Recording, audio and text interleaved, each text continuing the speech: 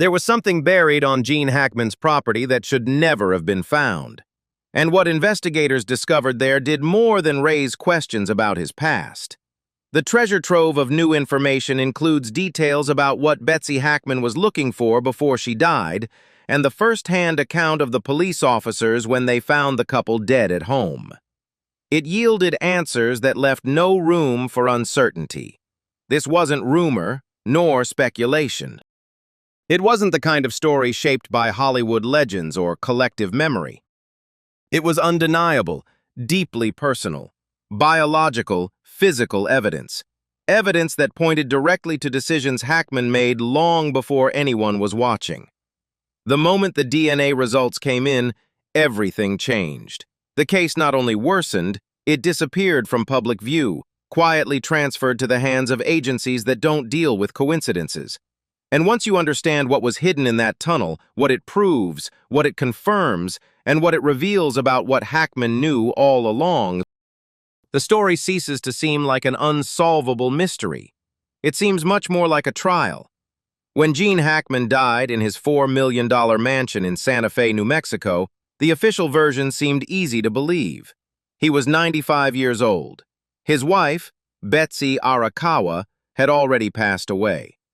An elderly man, consumed by grief, had gradually withdrawn from the world until his own body finally gave out. Betsy's death was attributed to a severe viral infection. Gene's was recorded as heart failure. The story was flawless. The story was human. The story was wrong. Even the sudden arrival of federal agents barely aroused public suspicion. A man with Hackman's fame and fortune required extra caution, didn't he? The FBI's presence was dismissed as standard procedure for an estate of such importance suddenly left behind. The steel gates, the motion sensors, the thermal cameras along the perimeter walls, it all seemed like normal security for a Hollywood icon who had spent years avoiding the paparazzi. The strict confidentiality agreements for anyone working there also seemed practical, private, and understandable. And that's precisely why it all worked so well as a facade. The property itself helped maintain the illusion. Hidden behind thick stone walls, completely protected from nearby roads, it had been designed for isolation. Over time, every security feature began to seem commonplace. By the time Hackman disappeared from public life, the property was no longer just a celebrity's home. It was a controlled perimeter. No one passing by questioned it. This was intentional. But when the first federal forensic team entered the residence, they didn't find the silent trail of a natural death. They entered a scene that had been carefully controlled. And as they reviewed the actual behavioral timeline, extracted from the property's security server data, every simple assumption began to crumble. Betsy Arakawa died 7 full days before Gene Hackman. 7 days passed without a single call being made. No emergency services, no family, no doctors. For 7 days, a 95-year-old man with known heart problems remained in a sealed compound with his wife's body and never attempted to call for help. Investigators recovered data from the central security server on the ground floor. What they found was not the confused record of a man overwhelmed by grief. Furniture in the bedroom had been moved, personal safes had been broken into, and on the exact day Betsy died, Gene Hackman personally entered the code to disable all internal surveillance cameras, keeping the external security alarms at maximum sensitivity. This detail changed everything. It wasn't panic, it was structure.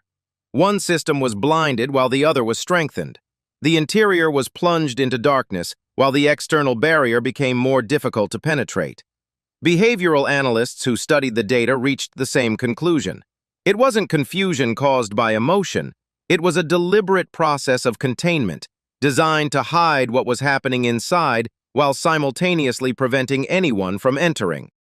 This was crucial because of what the forensic records would later reveal. It was the first clear proof that what occurred on the property was not passive. It was intentional. Gene Hackman made conscious choices to keep and protect something hidden beneath that property. And later, DNA findings and microforensic abrasion evidence would confirm the physical reality of those choices. The evidence did not show a man trapped by circumstances, instances beyond his control.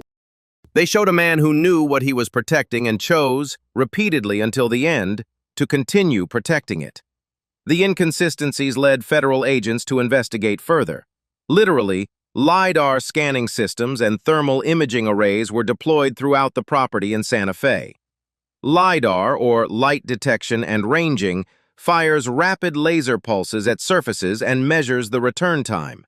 This data creates precise, three-dimensional maps of hidden spaces without disturbing the ground. It's the same technology used to discover ancient cities beneath the canopies of rainforests.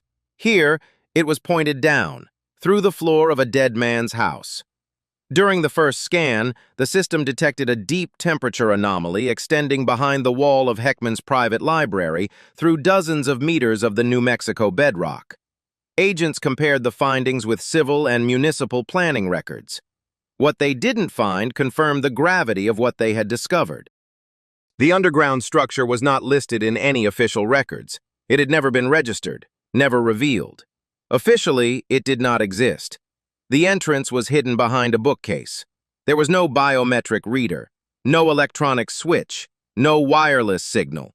The passage was protected by a complex mechanical locking system embedded directly into the wood and steel. It required a precise sequence of physical movements performed entirely by hand, with enough force to release the solid steel bolts fixed to the doorframe. The design was deliberate. It emitted no radio frequency traces. It functioned perfectly even during power outages.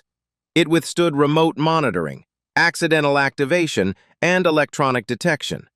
Whoever built it planned every detail for secrecy, durability, and survival under conditions most people could never imagine. The agents entered and began their descent. The upper section of the tunnel was reinforced with concrete and steel beams. Dr. Marcus Alford, a structural engineer with the federal forensic team, analyzed the rivet spacing and the concreting technique, and then fell silent. The construction followed military-grade safety standards from the 1950s. In 30 years of structural analysis, he had only seen that exact rivet pattern twice. Both locations were classified federal facilities, but 12 meters underground, everything changed. The concrete was gone. The steel beams disappeared. In their place, rough stone walls emerged with thousands of marks from primitive tools. The air quality became disturbing. There were abnormal temperature variations, abrupt changes in humidity, and high concentrations of oxidized metallic particles suspended in the air. It was the kind of chemical trail left by prolonged exposure to materials and processes that shouldn't be inside a sealed natural cave. The tunnel's hand-carved stone core wasn't modern. It was part of an ancient artificial geological formation, sculpted by human hands long before the military-grade upper section was erected and long before the property itself was built. Whatever the tunnel's original purpose, it existed before the 1950s structure that concealed it. Before the property, perhaps before any living person knew of its existence. This wasn't a bunker with an old part attached. It was an ancient structure that had been reinforced, militarized, and buried under private property so that no outsider would ever discover it. And what investigators found at the bottom changed everything. The chamber, and what DNA analysis later confirmed about the biological conditions inside, triggered a secrecy protocol that locked the entire case shut within hours. Then the microforensic results arrived. Dust samples collected from the tunnel's mechanical locking system revealed a story that forced the death investigation in a new direction. Special forensic technician Raymond Voss, assigned to the Albuquerque office's evidence team, examined the library's locking mechanism's gears under magnification. He had been instructed to look for any signs inconsistent with a long period of inactivity. What he found made him stop immediately and contact his supervisor before writing a single line in his report.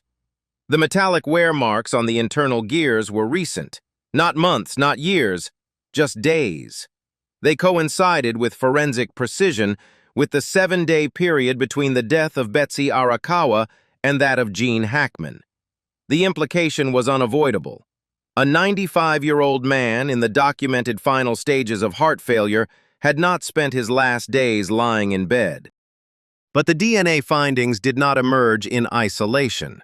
They fit into a physical timeline that investigators already had difficulty explaining. Betsy dies. On the same day, Hackman deactivates each of the internal surveillance cameras, keeping the perimeter alarms at maximum level. 7 days pass without any external contact. Raymond Voss's microforensic analysis confirms that the tunnel was accessed during that same period. Then, the DNA from the deepest chamber confirms biological activity incompatible with a long period of inactivity. Individually, each detail could be justified.